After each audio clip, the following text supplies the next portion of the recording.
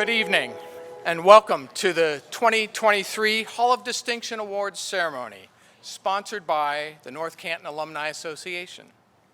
My name is Jim Strauch, and I thank each of you for spending this special evening with us. Tonight, we will be honoring the class of 2023. Welcome to these inductees and their families and friends. At this time, please welcome the Hoover High Lows under the direction of Mr. Doug Beery.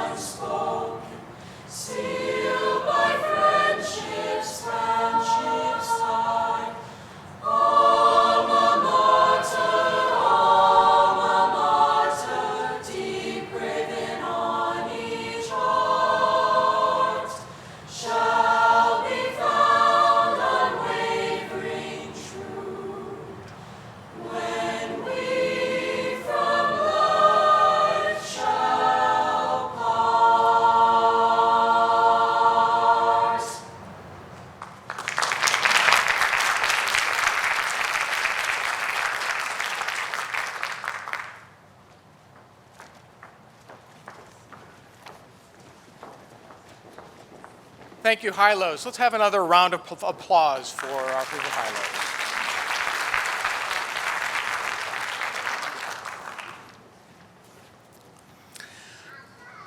I have a few comments and recognitions before we get to this evening's main event. As is explained in your program, the North Canton Alumni Association has hosted this event since 1990. We take great pride in arranging for an evening that celebrates the best of the best in North Canton. Right now, our active group consists of a handful of people, and we invite all who call North Canton their alma mater to join our association. Please see me after the ceremony if you are interested. At this time, I would like to recognize some of the individuals who made this evening possible. Jocelyn Walbeck, Alec Pilati, Campbell Hollis, Bobby Baker, Cam Van Natta, and Anna Bates are students from Miss Sturtzbaugh's speech class who will be reading our inductees' biographies. Kathy Wida, who organized our ceremony and reception. The selection committee, which consisted of Jeff Wendorf, Michael Howard, Darcy Friel, Lee Sahade, Jim Hall, Sarah Berry, Susie Packmeyer, and Megan Wise. Gretchen Leckie-Ewing wrote the biographies of the inductees, which will be read this evening. Joyce Greek compiled tonight's printed program. Thank you all for making this evening possible. Each year, we are blessed to have many previous Hall of Distinction inductees return for this event. I would like to recognize each of those in attendance tonight, as well as family members who represent our deceased inductees. Would our previous inductees please stand? Thank you.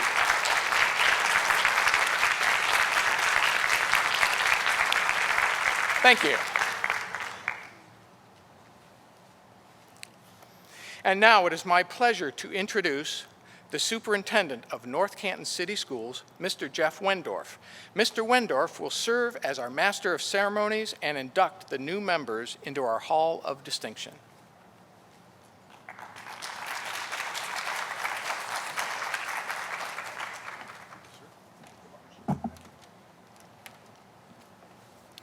Good evening. Welcome. Beautiful evening to be here to celebrate alumni of our great school district, and we appreciate your contributions to the community, to the school when you were here, and we have a great relationship with the Alumni Association and get to participate in this night, and it's just a thrill for us. We're super proud of our kids. You'll see a few of them tonight, and then they graduate and become future honorees, and we're very, very proud of that while we have them for such a short time in their lives to try to help them be prepared for tomorrow and turn out just like you, hopefully, right? Hopefully. Thrilled that you're going to hear some students tonight read the bios of our inductees, and we're very proud of our speech team and their accolades, the awards that they get. If you see the newspaper and the press releases of the awards that they get, and our Rotary, local North Canton Rotary, who supports them quite well. Fantastic honors, fantastic performance. Missy Sturzbaugh is a fantastic leader for us, and we appreciate your work. Speech and debate is not an easy extracurricular. It's a very demanding, very time demanding, and all the things that these kids do along with speech and debate, and their academics is amazing. So thank you, folks, and we'll get to you very quick. Real thrilled to be able to MC this evening again, and want to say congratulations on behalf of the district and the school board. Bob Roden, a former inductee, is with us tonight. He's our current board president, former superintendent and current board president, and that's a good thing for the current superintendent to have somebody that knows what the seat's like. So Dr. Roden, good to see you tonight. Our first honoree, Mr. Jay Bishop, will be introduced and talked about by Jocelyn Walbeck, accepting his son, Mike, and daughter, Jolynn.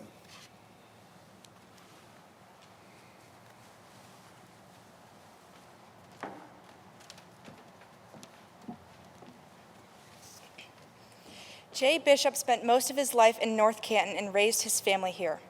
He referred to North Canton as God's country, so it is no surprise that he has been described as a true Viking through and through. Jay was born on October 15, 1932, in North Canton to William and May Bishop. He attended North Canton schools and has told many stories of playing in the first ever game at Memorial Stadium. The team had to get dressed in the bus because the locker room was not yet constructed in time. Jay graduated from North Canton High School in 1950. After serving 4 years in the U.S. Navy, Jay completed an apprentice program at the Hoover Company. He later earned a degree in education from Kent State University and began his teaching career. He started his career in Northwest Schools before moving to Canton South. By 1977, Jay had earned his master's degree and has come home to North Canton to create the construction and building course at the North Campus. He wrote the curriculum for the program and taught it until his retirement in 1985. While at Hoover, Jay became very involved in the athletic programs.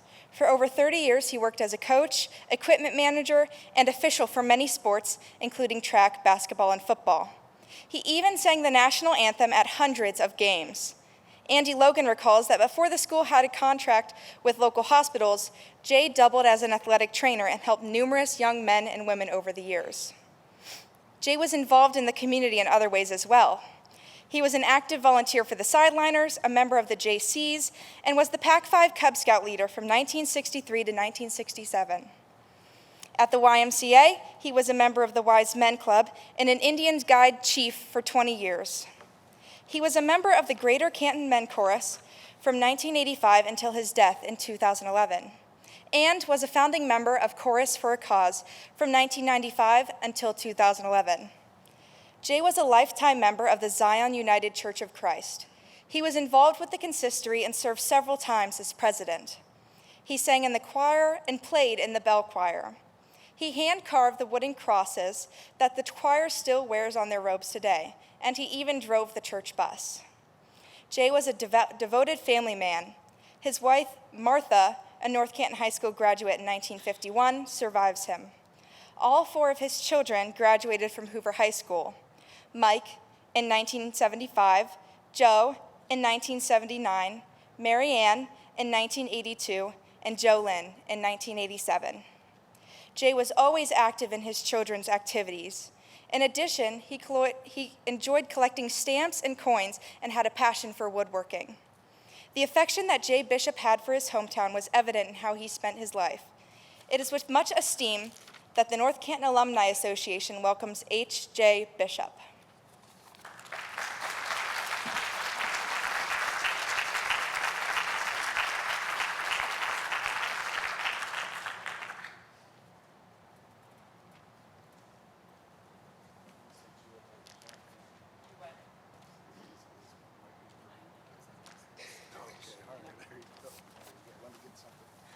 Thank you very much, Jocelyn. Good morning. I'm Jolynn Bishop Woofter. I'm Jay's youngest daughter. I humbly accept this award on behalf of my family and my father. If he were here tonight, I sat back and I was reflecting on what to write tonight. If he were here tonight, he honestly, among all of you, he wouldn't really know why he was here. My father did all of those things because he just considered those everyday acts. This is what everybody does, right? They're all involved in all this stuff, and they help people out. And that was just kind of how my father was. In the bio, Jocelyn mentioned that he referred to North Canton as God's country. Dad was kind of funny because he would, random strangers, could be halfway across the country in Las Vegas someplace, and they would ask, where are you from? And he'd say, well, I'm from God's country. And they would just kind of look at him, and he was really shocked that they didn't know that really meant North Canton, Ohio, So it was kind of funny because he would get a little annoyed, Dad really had his hands in all things North Canton. Again, he was God's country, right? But what that really meant for the 4 of us was that we really couldn't get away with anything, right? I didn't even really have a name of my own for probably half my life. I was Jay's youngest daughter. And I didn't really fully appreciate the magnitude of that until I had a daughter and raised her in this town. The old adage, it takes a village. We had an entire city. The 4 of us had a city watching out for us growing up. And when we were kids, of course, that was a negative thing, But as an adult, when you're looking at your own child, you really appreciate exactly what that meant. He dedicated his life to serving others through volunteer work with Scouts, JC Guides. He was a lifetime member of Zion UCC. He played bells. He was on consistory. He served his country in the Navy. He shared his singing talents. We could go on and on and on and on. And it's kind of funny because he actually created the first construction trades program in this very building. Back then it was called, which most of you know, was North Campus. Dad had a particular passion for sports, football season especially. It took him away from home for long hours, and when we were all flown and grown, my mom would actually leave town. She would go up to Lakeside and come back like months later. He was the trainer. He came to a variety of sporting events, and when we were all involved in things, he was always there. I still run to this day, and I can hear in the back of my head his voice screaming, "Unhitch the plow, unhitch the plow," when I'm starting to slow down or something like that. Dad even continued working with that football team long after he technically was supposed to be retired. he would stand on the field in his shorts for, the majority, everybody's nodding their head, for the majority of the season, especially if they had won while he was wearing those particular shorts, he would just keep wearing that same outfit. When my husband and I were attending a football game once, there was this woman sitting right in front of us, and she had no idea, of course, who she was sitting with. And she leaned over to her husband and she said, "Who is that idiot down there on the field in those shorts? The snow's flying and yeah, okay, And I leaned up and I said, "Be careful, that idiot's daughter is sitting right behind you." So I started this speech by saying good morning, and you were all very polite and you didn't make any comments or, look at me strange. But that's how my father would greet everyone. Everybody he met on the street, didn't matter what time of day, he would always say good morning, and it was always a very hearty good morning. And I regret now that I never really asked him why he did that, because I think that there probably was a purpose. The way he lived his life, I think, was a reflection of that good morning. And I was reflecting on it when I was writing this speech, and what I came up with is, good morning is an opportunity to start over. It's a fresh new start to the day. Every day is a gift, and it is your opportunity to have an impact on your world. And I honestly think that was his greeting to everybody he met, that it was an opportunity, a fresh start, and a positive message. Sorry. Thank you.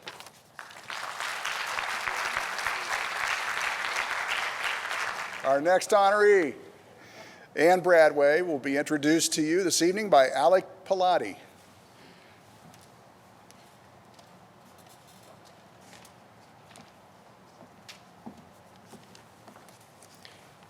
If you are a fan of Buckeye candy, you would be certain to agree that Ann Bradway makes the best. Her experiences in family and consumer sciences and her love for Ohio State combine to make the perfect treat. Ann was born to Richard and Rita Uhrig in the small rural town of North Ridgeville, Ohio, where she grew up with her younger sister. She attended Magnificat High School in Rocky Ridge and graduated in 1972. After high school, Ann went to the Ohio State University, where she majored in home economics education. There, she met her husband, Gary. She graduated in 1975.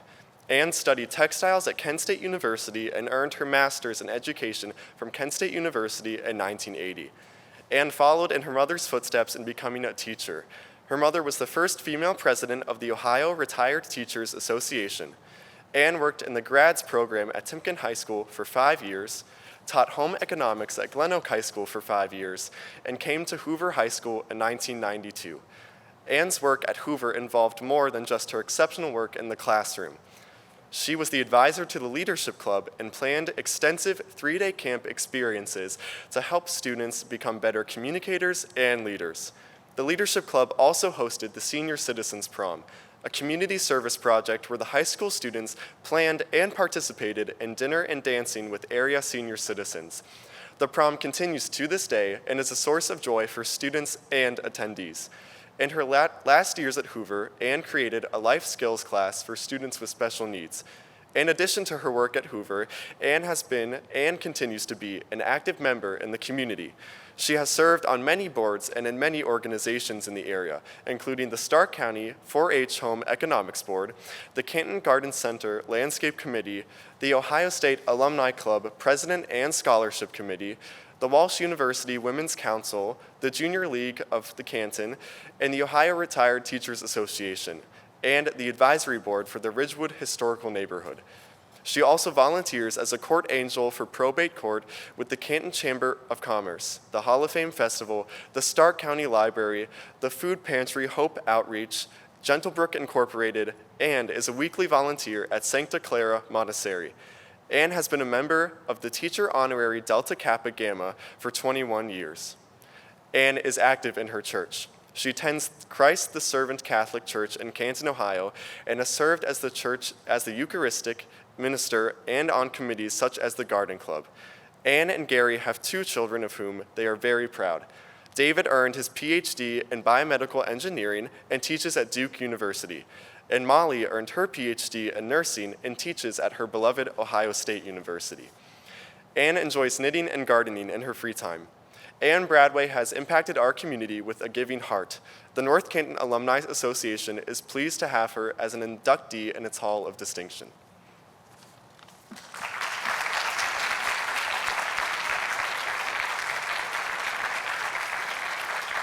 Wow, thank you for that introduction, Alec. I want to start by thanking the North Canton Alumni Association for this very special honor. I also want to thank my husband, Gary, for bailing me out many times when I overcommitted in my volunteer work. My good friend, Susie Hertler Van Franken, nominated me for this award a few years ago. So trust me, I was very surprised when I got the call from Jim that I was going to be one of the honorees this year, so I thank you very much. My mom was also a teacher, and she volunteered a lot. So early on, I learned the value of volunteering. After I got married, my husband took a job at the Timken Company, so we moved to Canton, Ohio. I began to teach in another district, as was mentioned earlier. A friend called me and told me about an opening in North Canton.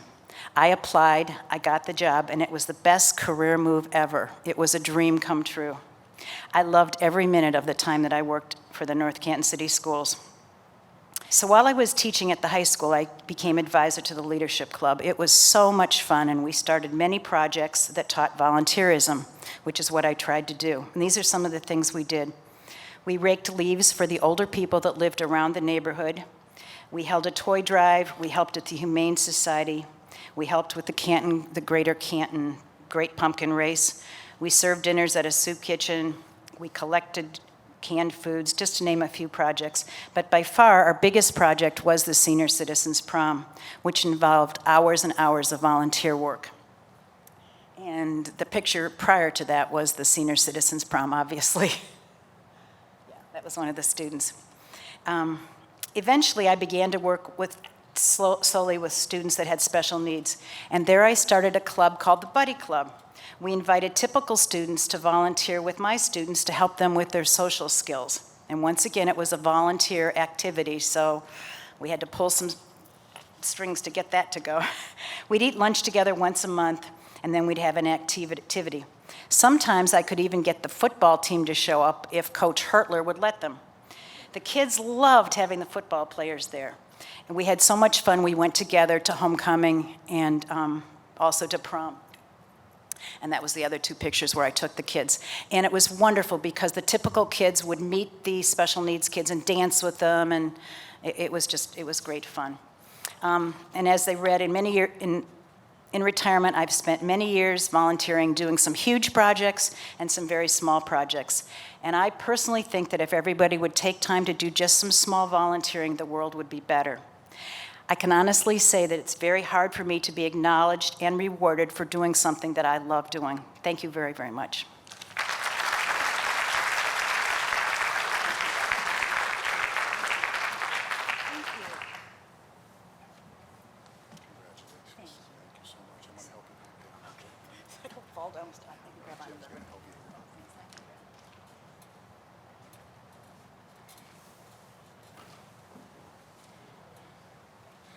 And congratulations and thank you for all of the work that you've done. Campbell Hollis is with us this evening to introduce Richard Davis. As a former employee said of Richard E. Davis, he was an extraordinary man who typified excellence, intelligence, devotion to the law, community service, and human kindness to all. Dick was born in 1921 in Niles, Ohio. He attended a one-room schoolhouse during the years of the Great Depression and skipped 2 grades because of his academic abilities. He would later credit that experience with his dedication to helping all students have good educational opportunities. He graduated from Niles McKinley High School at 16 years old and immediately began attending Mount Union College. World War II interrupted Dick's college career. He enlisted in the Army Corps, and the very next day that the United States entered the war, he served as a bombardier navigator in the Pacific Theater. After returning home, he finished his degree at Mount Union in 1946 and earned his law degree from the University of Cincinnati in 1949. Dick met his wife, Charlotte, while at Mount Union, and they carefully studied the area near their families to find the best place to settle.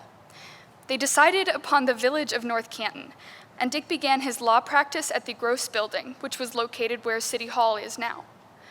Throughout his legal career, Dick evolved from his solo practice to a larger Canton practice, and eventually joined Day, Ketterer, Raley, Wright, and Reibold in 1979. Besides his work, Dick made profound impacts on the North Canton community. He and friends, Richard Wursler and Robert Brocker, soon realized that North Canton schools were not adequate to address the needs of the baby boomer generation. The three ran together for school board in 1952, and under their tutelage, the district built Hoover High School on Fair Oaks, Claremont, and Orchard Hill to accommodate the growing number of students in the growing town. When Dick had completed his 16th year on the board, he chose not to run again. Nevertheless, because of his experience, judgment, and leadership, local citizens created a write-in campaign to have him elected for a 5th term. Even after his service on the board ended, Dick continued to serve as legal counsel for the district. North Canton Schools was not the only school community that benefited from Dick's devotion to promoting education. He was a member of the Stark Technical College Board of Trustees for 12 years, including 3 consecutive terms as chairman. Additionally, he was a member and chairman for the Stark County Joint Vocational Board of Education. Dick supported the North Canton community in other ways as well. He was elected to the North Canton Charter Commission and was actively involved in the development of the city's initial charter in 1960, and later to the city's first Charter Review Commission in 1970. He served and often led organizations such as the North Canton Junior Chamber of Commerce, the North Canton JCs, the North Canton Rotary Club, the North Canton Men's YMCA Club, the Stark County Bar Association, the Stark County Law Library, the Canton Hospitals Building Fund, the Red Cross, the city's Board of Zoning Appeals, and a citizens group to actively expand the Akron-Canton Airport. During his lifetime, Dick was honored for his work. He earned the Air Medal and the Distinguished Flying Cross while in the service. He was named North Canton Man of the Year in 1953. He received the Distinguished Service Award from the North Canton Junior Chamber of Commerce, the North Canton YMCA, and Stark Technical College. Dick was a member of Community Christian Church for over 25 years, serving some time as a deacon. At the time of his death in 1988, Dick was a member of Faith Methodist Church. He enjoyed golfing, fishing, hunting, and woodworking. He and Charlotte had a daughter, Susan, and a son, Richard, who gave them 5 grandchildren. Charlotte passed away in 2021. Dick strove for and achieved excellence in his life and work. It is with much esteem that the North Canton Alumni Association receives Richard E. Davis into its Hall of Distinction.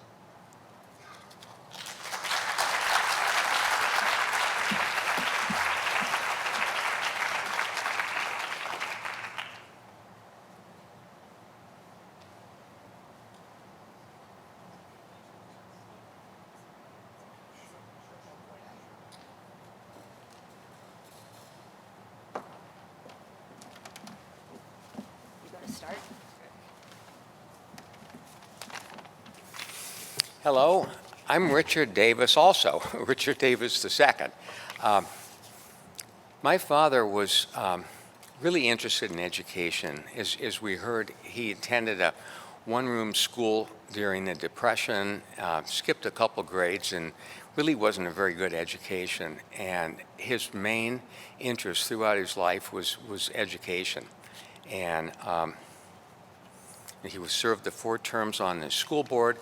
You know, I remember election nights would drive around in a car. Back then, the poll workers would tabulate the votes and post them on the front door. And we would drive around to make sure all the school levies and bond issues would pass. And he was also besides the things that were in the bio in the program, he was also a law instructor. He used to be a law school in Canton, McKinley School of Law, and he taught at that. He also taught continuing legal education classes around the state. And besides his work on the North Canton School Board, back then there was a joint vocational board of education for Stark and Carroll counties, and he served on that and was the chairman of that. You know, he was actually the president of everything he was ever in. You know, all those organizations, Chamber of Commerce, JC's, Rotary Club, you know, he was president of everything. even his fraternity in college. And then after he finished the school, his service on the school board, he continued to represent the school board for the rest of his life. So for 20 years, he did, whenever issues would come up, he represented them and did work for other school boards in the area too. Then he got very involved in Stark Technical College and was on their board of trustees for 12 years, and in unprecedented 3 terms as chairman of that. And that was just his interest. And we never had any discussions at our house about going to college because it was just a given. We're going to do that. So my way of getting even, I became a professional student and got 2 degrees out at USC, and he never complained about that. He just always, big support. Susan? Thank you. Thank you for the kind words during your introduction. I really appreciate it. Our father was a humble man.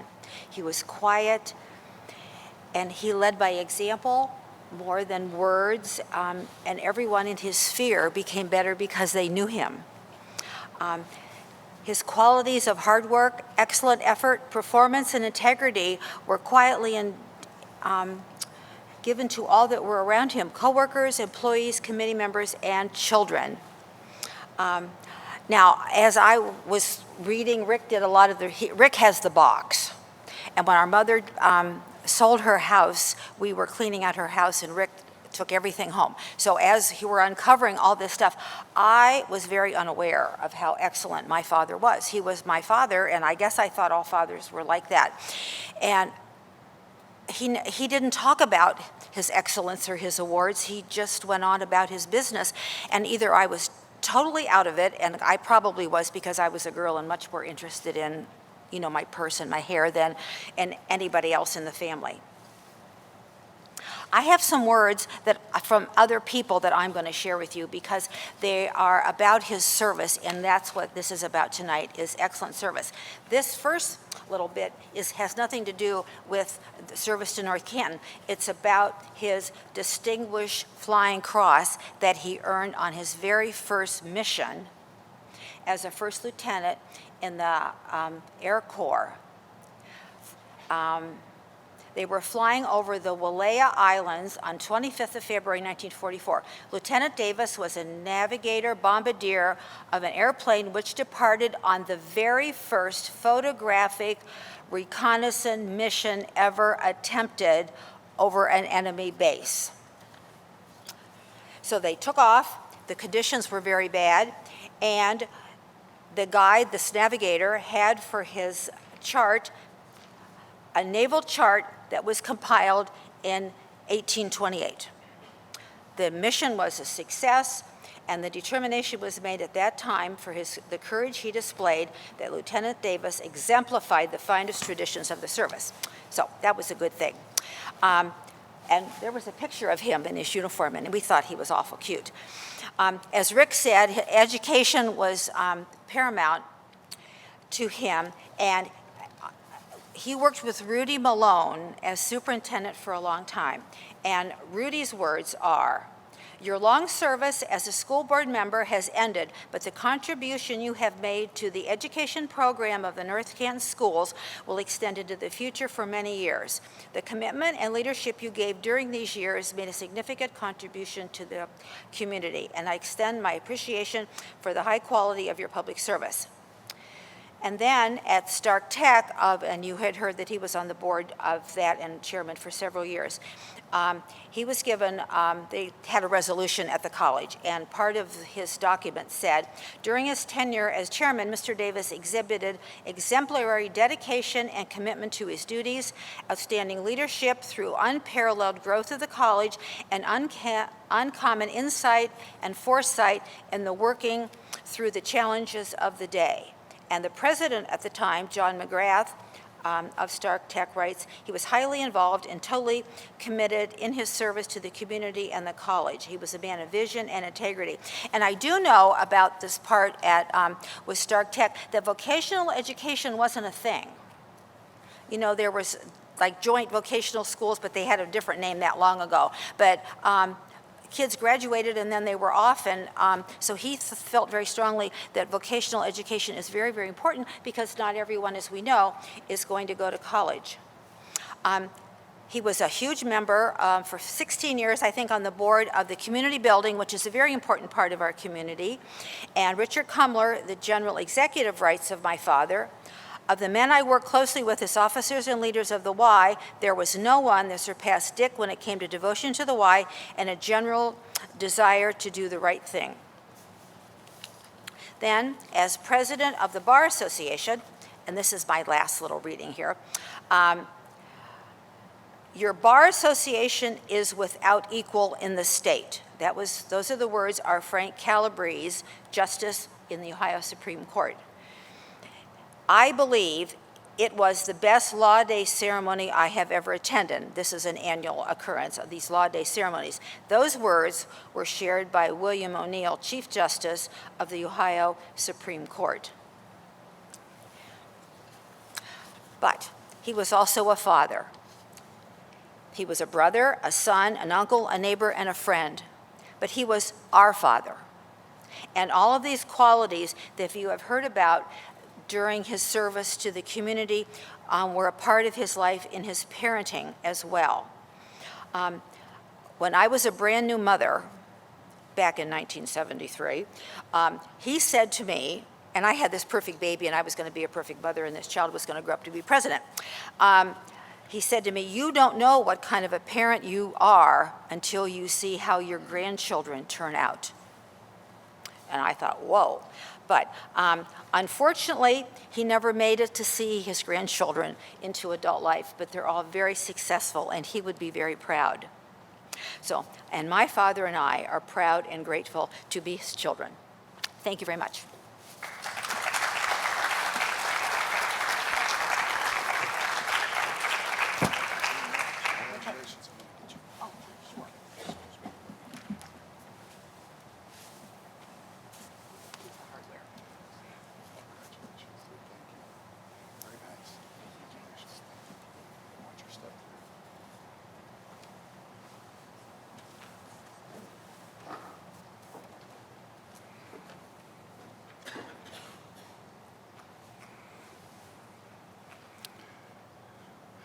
Mr. Bobby Baker is going to come up and share with us some information about Dottie McGrew, our next inductee.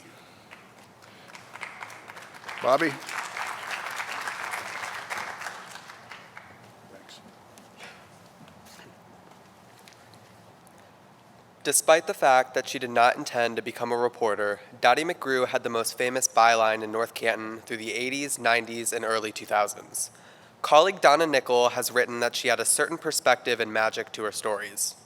Dottie was born in 1937 in Pittsburgh, Pennsylvania, to parents Georgita and Peter Mathos.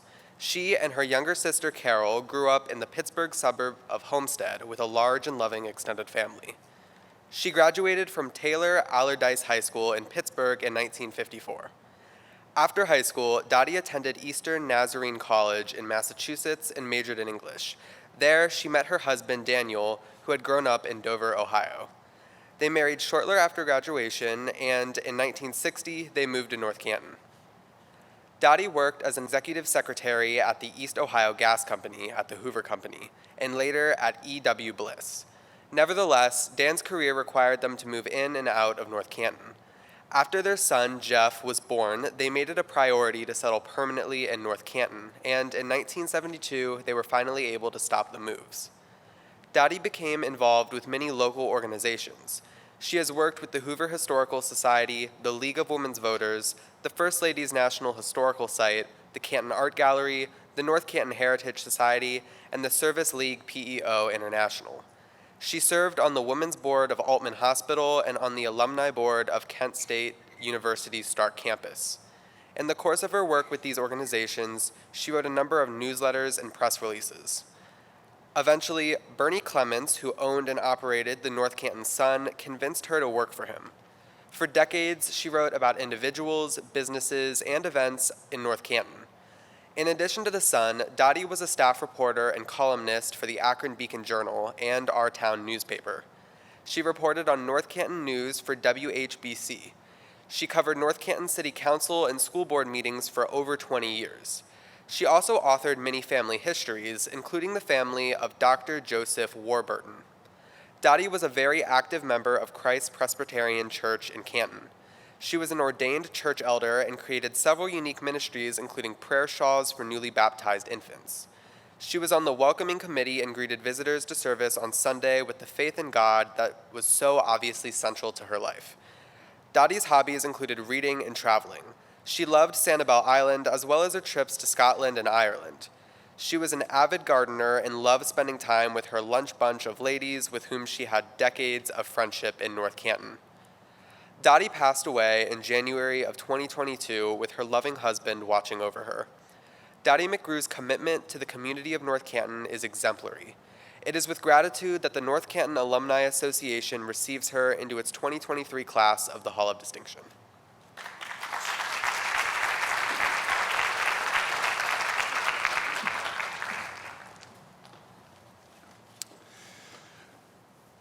On behalf of Dottie, Jeff McGrew and his family were unable to travel to Ohio tonight for tonight's ceremony. He extends his thanks to those present for honoring his mother with the induction of the Hall of Distinction.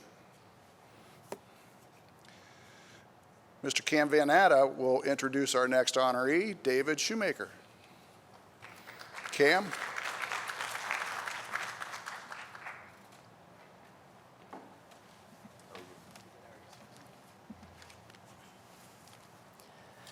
During the state football championship game at Ohio Stadium in November of 1984, an injured St. Francis player was down near the Hoover sidelines. As the radio announcers reported, the Hoover team doc immediately went onto the field to render aid. That doctor was David Shoemaker, and his extended family in Northwest Ohio was very proud. Dave was born in the rural community of Oregon, Ohio in September of 1949. He and his two brothers spent time in childhood working on their grandfather's farm, the neighbor's farm, and their large garden. He attended Clay High School, where he ran track, played basketball, and played in the band. He graduated in 1967. After high school, Dave attended Capital University, where he majored in biological science. He was a member of Alpha Phi Omega, a service fraternity. One of the service projects they performed was to help new freshman students move in. It was there that he met his future wife, Kathy. Dave graduated magna cum laude in 1971. After graduating, Dave stayed in the Columbus area and graduated cum laude from the Ohio State Medical School in 1974. He did his internship and residency training at the Ohio State University Hospitals and was president of Alpha Omega Alpha, a national honorary medical fraternity. In 1977, Dave joined the North Canton Medical Clinic at the corner of Whipple and Glenwood in North Canton. He was appointed to the staff of Altman Hospital and served until his retirement in 2021. A few years after joining his practice, an older colleague, Dr. Chipley, persuaded Dave to join him as a team doctor for the Hoover football team. He was not difficult to persuade. He spent over 30 years working with the team. In addition to his work, Dave has been active in the community. His medical group has provided care for the Hartville Migrant Center and for the Canton Metropolitan Housing. He is a member of the Sierra Club and has participated in numerous work projects in the national parks and wilderness areas of Alaska, Idaho, and Colorado. He attends St. Jacob's Lutheran Church and chairs the Good News Committee. Dave and Kathy have 2 daughters, Laura and Amy, and 5 grandsons. Dave enjoys fishing, hunting, and gardening. He travels and enjoys hiking and backpacking throughout the United States. Most especially, Dave enjoys spending time with his grandsons. Dave Shoemaker has been devoted to the health of our community. It is with much esteem that the North Canton Alumni Association receives Dr. David Shoemaker into its Hall of Distinction.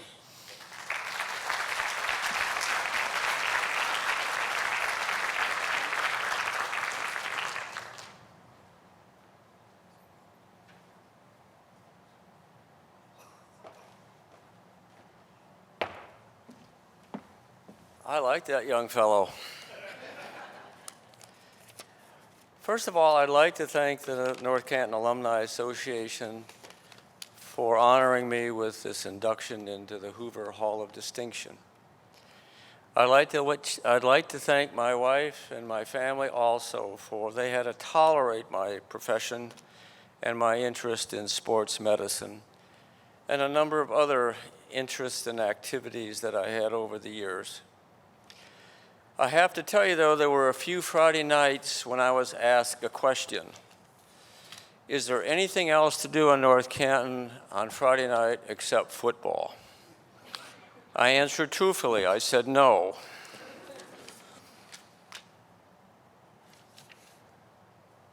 Obviously, this is a picture. How do we change this?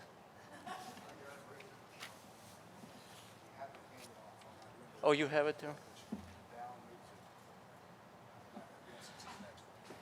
Well, this is a picture of me hiking in Arcadia National Park, and at this point, we're on top of what's called Cadillac Mountain. As an aside, it's supposed to be the place where sunshine first strikes U.S. soil. My involvement with North Canton Athletics started through the efforts of one of my senior partners, Dr. Shipley. He came down my hallway one Friday afternoon and said, if I don't have anything to do on Friday night, meet him at the football stadium and I can stand by on the sidelines and I could help if anyone got injured.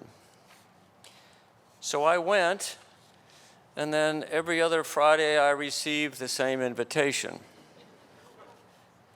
Finally, toward the end of the season, Dr. Shipley met me at the stadium with this greeting: I'm too old and it's too cold, so this job is yours. So I got busy and actually started working with one of the other inductees tonight, Mr. Bishop. He was at that point the main fellow in the Hoover football program. He managed the equipment, did all the training and taping, and was usually there when the kids first got injured.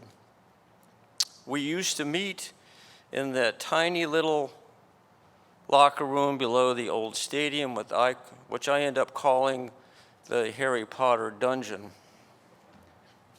It wasn't too long after that we were able to have the new locker room and the new training facility, and along with that came an orthopedic surgeon, chiropractors, certified trainers, and then we also had student trainers from Hoover and Mount Union. I thought we had developed a pretty good medical group to take care of problems that developed on the field and during practice. But what I really, really liked was Friday night and Friday night football. I only live a couple blocks from the stadium, and my two daughters and their friends usually turned it into a staging area on Friday night for their activities. So there was a lot of talking and singing and dancing and music and a lot of excitement. So when I got to the stadium on Friday night, adding to the din of all that was the band, cheerleaders, and the fans. For a while there was even a fellow named Captain Crush running around on the stadium. And if you were at one particular football game at Lake Stadium, there was even streakers running down the field. So every Friday night was an interesting and exciting event for me.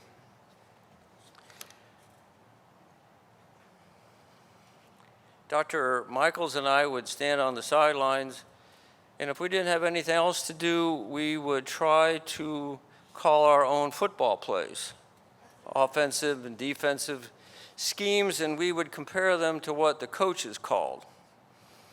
It didn't take us long to figure out that it was a good idea we went to medical school, because we were never destined to be football coaches.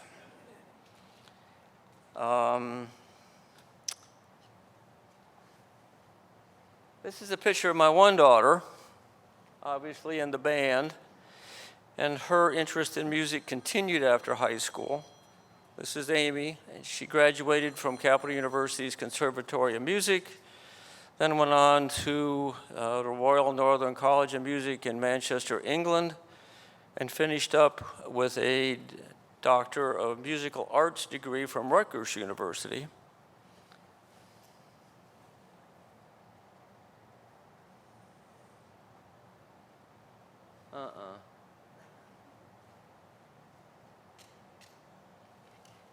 There's a smug face of me. This is Dr. Michaels, our orthopedic surgeon, and here we were getting on the buses going to the 1984 playoff at Ohio Stadium.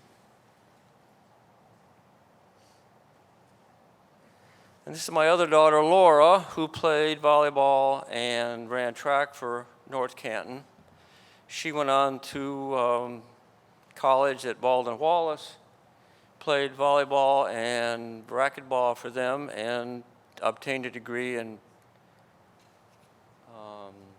business and finance, and then went on to get an MBA degree from North Central College in Naperville, Illinois. So, we've added 2 more successful Hoover alumni to your group. One of the things I've noticed is if I'm around town, occasionally somebody will yell out in the crowd, "Hey Doc, how you doing?" And it usually is one of the old football players or one of my daughter's friends or occasionally one of the coaches. It's really nice to get updated and to see where they've been and where they're going. Usually end up meeting their spouse and a number of children. Those children are now in college, so time really does fly. There was another time I was greeted by a lady at a store here in town. She came up to me and said, "I know you." Well, I didn't know her, and she couldn't remember where she saw me from. So she went up to the second floor where she had an office, and I stayed down on the first floor, and it wasn't too long after that I heard her yell out, "Now I know where I saw you." So I turned around, and she's leaning over the rail, and she's pointing to her head, and she said, "You're the guy who stands on the football field sidelines at the Hoover games." I didn't know I had such a distinctive bald spot. Well, now we have 5 grandsons, or I have 5 grandsons, and they're like everyone else, interested in multiple things, from music to art to sports to electronics, and even having their own internet business. So my wife and I are now on their team, and we support them and cheer for them. And Grandpa, with his streak of German work ethic, usually is the one that pushes them to strive a little bit better.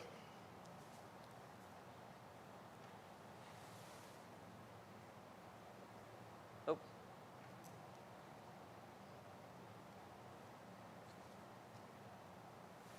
Here's a picture of 3 of my older grandsons, taken a number of years ago, but we had taken them to an Ohio State football game and stopped by at the medical school for a photo op. You have to understand they live in Toledo, which is a little bit too close to that school up north. So we indoctrinate them in the way of the Buckeye every time we get a chance. So I would like to thank you, the people of North Canton, for letting me interact with your student athletes, help them through their injuries and a myriad of other problems that popped up over the many years that I helped them. I really had a good time being part of their team. I also enjoyed working with the coaches, the athletic directors, and the athletic trainers, trying to make participation in Hoover sports as safe as possible. Thank you again.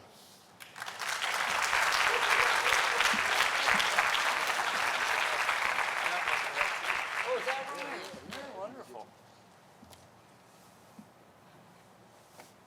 Thank you so much for all your work. Yeah, appreciate it. Be careful.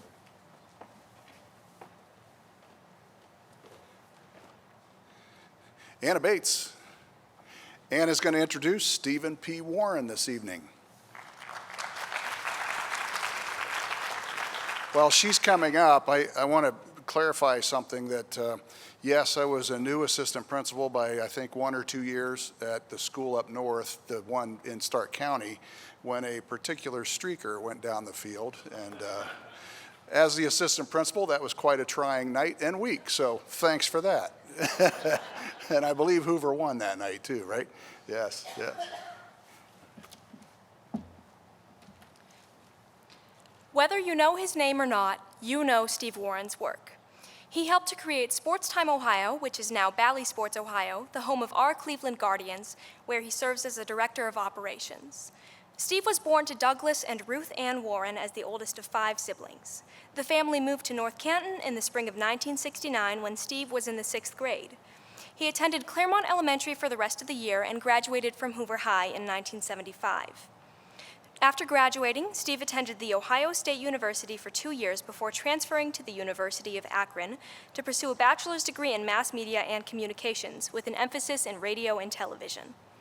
Steve had his first paying TV job while still attending Hoover High School. For 23 years, he was a freelance producer, director, and technical director.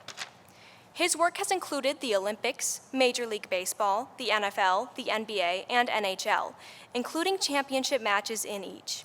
He has covered every sport, from football and golf to rugby and horse jumping, for all of the major broadcast and cable sports networks. For his work, he has been awarded multiple regional and national Emmy Awards. In 1994, Steve became the broadcasting operations manager of the Cleveland Indians, where he presided over 2 World Series seasons. He left the Indians to work briefly on baseball operations at WKYC before helping to found Sports Time Ohio. He has been the director of operations there, now known as Bally Sports Ohio, since 2014. He shepherded the network through the lean and chaotic sports year caused by the COVID-19 pandemic. Despite his busy work life, Steve is very involved in the community. He is a coroneted 33rd degree member of the Freemasons. He is a past master of the Hoover Lodge in North Canton, the past commander-in-chief of Valley of Canton Scottish Rite, and past commander of Canton Commandery of Knights Templar. He is president of the Euclid's Problem chapter of the Widow's Sons Masonic Riders Association, which promotes motorcycling in the Masonic community and raises funds to support the families of their brethren. He is actively involved in the Tadmor Shriners and Rotary International, where he has had several leadership roles in District 6630. He has volunteered at the Hall of Fame enshrinement and worked with many causes to support needy children and animals. In 1991, Steve married Cheryl Dorosky, a graduate of Hoover's class of 1978. They currently reside in Cheryl's childhood home in North Canton. They are members of Zion United Church of Christ in North Canton. Steve enjoys motorcycling, camping, boating, and traveling. He is an FAA-licensed instrument-rated pilot. The impact that Steve has had on sports enthusiasts is profound. He is a son of whom the city of North Canton can be proud. It is with much esteem that the North Canton Alumni Association welcomes Stephen P. Warren to the Hall of Distinction.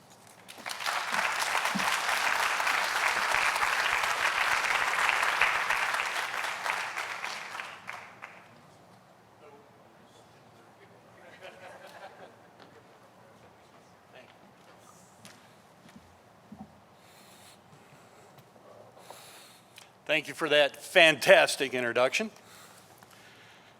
I am really honored and humbled to be considered among this group of esteemed contributors to North Canton. I'm going to make an adjustment here. When I left these hallowed halls, well, actually, these hallowed halls hadn't been built yet, but you know what I mean. I planned to make my way in the world as a chemistry teacher. Kids in my neighborhood grew up with mini bikes, BB guns, and sporting equipment. I had chemistry sets in my parents' basement. And coming from a long line of educators, including my mom, I thought teaching was in my blood. It was a no-brainer.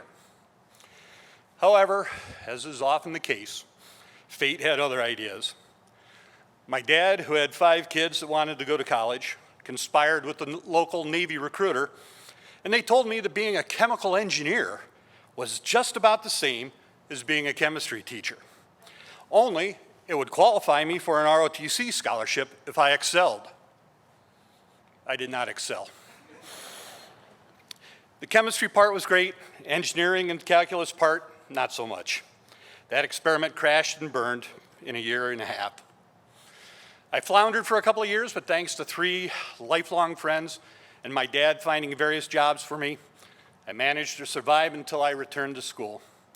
Actually, a friend from Hoover, remembering that I had been part of the in-house closed circuit radio station we called WVHS, told me about a new multi-million-dollar media education facility at the University of Akron. I enrolled as a part-time student with hopes and dreams of becoming a rock and roll disc jockey. I did air shifts on the radio station and I was on my way until I took my first TV class. Once I went over to the dark side, I never came back. My first exposure to television production was actually here at Hoover High School. And as a side note, I don't know how many people realize it, but Hoover now has one of the top video production programs in the state, if not in the entire country. They've got a great studio, control room. The last time I visited, I think they had close to 20 digital editing suites, multiple portable cameras. They've got a phenomenal remote vehicle with live production capabilities, and it also includes more editing stations. And they've got an incredibly talented, creative, and dedicated group of faculty members to teach and guide the students. It is really quite impressive. It's better equipped than many college programs and most of the small and medium market TV stations around the country. It's a hidden gem of which the school and community should be very proud. And it's not unusual for me to encounter successful Hoover grads as I travel in our industry. I've even had the opportunity to hire or recommend a few for positions with companies where I was working. And I'm looking forward to another tour and a visit with the students this coming Friday. But long before this incredible state-of-the-art facility existed, there were 3 students with 1 camera and 1 recorder. It was kind of, here, go figure out how to work this and see if you can find something to do with it. We immediately proposed shooting football games for the coaches, but remember, this was before VHS and Betamax. Football games were shot on film. That's the way it was always done, and we're not about to change it. We got our break from 2 groups that didn't have the budget to hire film crews, the marching band and the JV basketball team. We recorded the halftime band shows during the fall, and in the winter, we learned to cover basketball at the JV games. We rigged up a second camera and figured out how to hot switch inputs to the tape deck. We were actually a little too good at our creative rigging. We found out how to watch TV with our gear during timeouts and at halftime of the basketball games. There were only a couple of times when we forgot to make the switch back and the coaches got clips of Star Trek instead of hoops. Hey, TV geeks are still geeks. When I have the opportunity to speak to students and other groups about my career, I count those days as my first professional TV job. We were compensated for our band work with a flight in a Cessna 172 down to Carrollton Airport for a piece of pie. Besides now being a professional videographer, this ignited my passion for flying and maybe fueled my existing passion for pie. I was fortunate to be in the right place in the right time while I was attending the University of Akron. As a student, I was hired to produce a live weekly call-in talk show on the local PBS station and to produce and direct live Akron football and basketball games. Friendships and connections made at Akron led to a job at Midwest Teleproductions, located up at the old Richfield Coliseum, where I was introduced to televising live professional sports, as well as ice shows, the circus, and concerts. While working at Midwest, I was able to begin freelancing as a technical director and traveling with NBC and other networks to do NFL and college football, pro and college basketball, and Major League Baseball. When the 1988 Olympics rolled around, NBC invited me to travel with them to Seoul, Korea for 5 weeks. 12 to 14-hour days in a TV truck for 35 straight days was a little grueling, but it was worth it. I received an Emmy Award for my part in those productions. Not long after that, 2 big changes occurred in my life. First, I met and married my lovely wife, Cheryl, class of '78. And then I told her I wanted to quit my job and start over as a freelance producer and director. I was able to book some jobs doing local high school and college sports. About that time, there was a company called the Entertainment and Sports Programming Network, and they were growing and they wanted to add a second channel, and the Deuce, ESPN2, was formed, creating more opportunities for young producer-directors like myself. I was also producing and directing Cavs games and college sports for a local cable network called Sports Channel. In late 1993, my boss at Sports Channel told me he was leaving to take a job with the Cleveland Indians and asked if I would be interested in joining him in running the Indians' newly formed broadcasting department as they moved into their new home at Jacobs Field. I figured I'd go hang out for a year or two and wound up spending 13 seasons with the team. In 2006, I had the opportunity to help the Indians start their own regional sports network, which we called Sports Time Ohio. For the first few years of STO, I also served as the producer of the broadcast, traveling with the team from spring training through any October playoff and World Series appearances. In 2012, Fox Sports made the Dolan family an offer they couldn't refuse, and they sold STO to Fox. And I was at that time promoted to my current position as Director of Operations. Fox eventually sold us to Disney, who was forced by the Justice Department to sell us to Sinclair, but my job has remained the same. I get paid to watch sports on TV. And it's all because I was given the opportunity to learn how to use Hoover's first video camera. People who do what I do tend to have a pretty big ego and a tough skin. Part of that is because we're a very small fraternity. When I was traveling as an MLB producer-director, I was one of less than 40 people in the country with that job. At the Indians, I was one of 30. Currently, I'm one of 16. So it's easy to talk yourself into thinking you're somebody special. The thick skin part comes from our review system. We don't get to wait for an annual review or a monthly meeting or even a weekly production meeting to get our critiques. We get them live in real time in our headsets during the broadcast while we're trying to watch 70 monitors, listen to the announcers, and talk to a crew of 40. Wait for a staff meeting to get yelled at? I've seen guys get fired before halftime.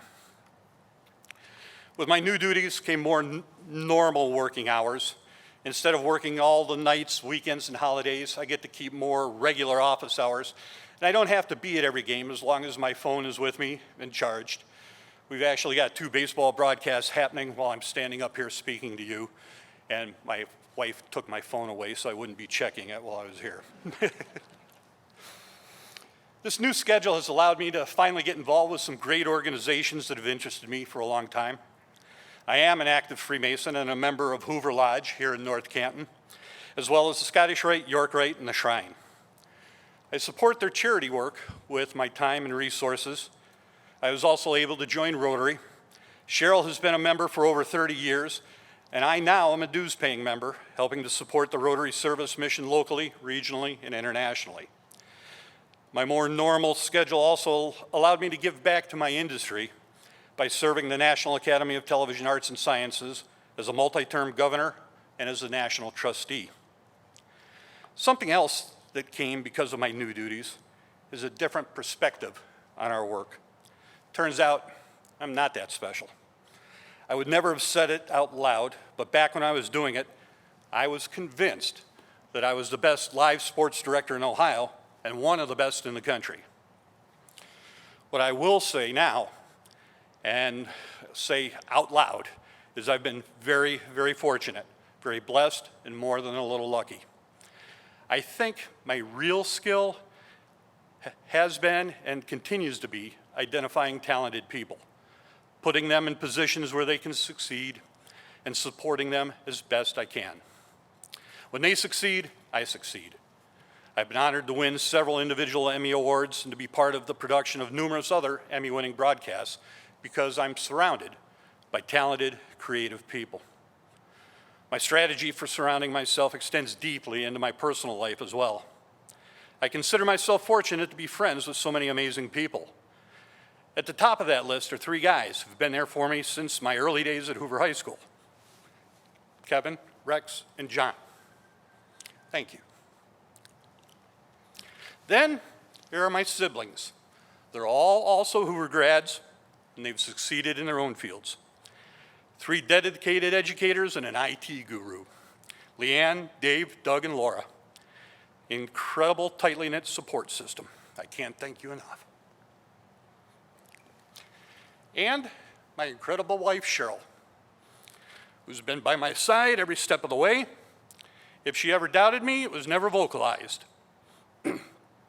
She pushed when I needed it, even if I didn't think I did. And it is and has been a great sounding board for everything from my problems to my wacky ideas. I'm not up here without Cheryl and all of you. Cheryl and I still reside in North Canton. In fact, about 15 years ago, we moved into her childhood home on the southwest side of town. We don't have any children, but we are spoiled by numerous nieces and nephews, some of which were dragged here by their parents tonight. There's even a couple more Hoover grads on that list, and one currently in the North Canton school system. But it's my night, so if you think I'm going to shout you out, Caitlin, Erica, and Kylie, forget about it. I sincerely appreciate you guys being here. And even my non-Hoover nieces and nephews, Kimberly, Jocelyn, Alex, Seth, and Cole, who, like their cousins, are also living lives far more productive than watching sports on TV. Thanks to all of you. I want to say thank you to the professional educators who make our North Canton school system outstanding. Maybe someday we'll find a way to spend money on education the way we spend it on pro sports. If we can find a way to get our teachers paid like professional athletes, there might still be time for an old AARP card carrier to do some student teaching down the hall in the chemistry lab. And finally, I'd like to thank the Hall of Distinction Committee and those who nominated me for this honor. I'm truly humbled to be part of this distinguished group of people and included with these other amazing inductees. And now, before they realize that they've gone and selected someone who just watches TV for a living, I'm getting out. Thank you.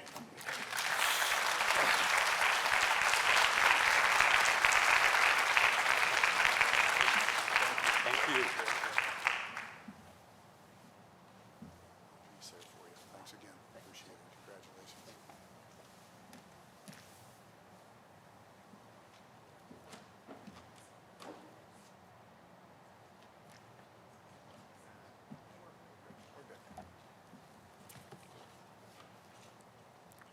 I stand between you and cake. Thank you, Mr. Wendorf, and congratulations again to the Hall of Distinctions class of 2023. Let's give them another round of applause. Thank you.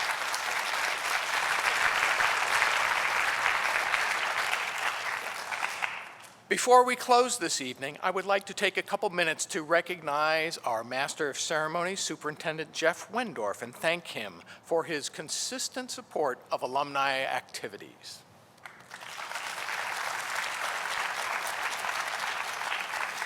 Jeff is always willing to participate in this Hall of Distinction event and is very helpful on our selection committee.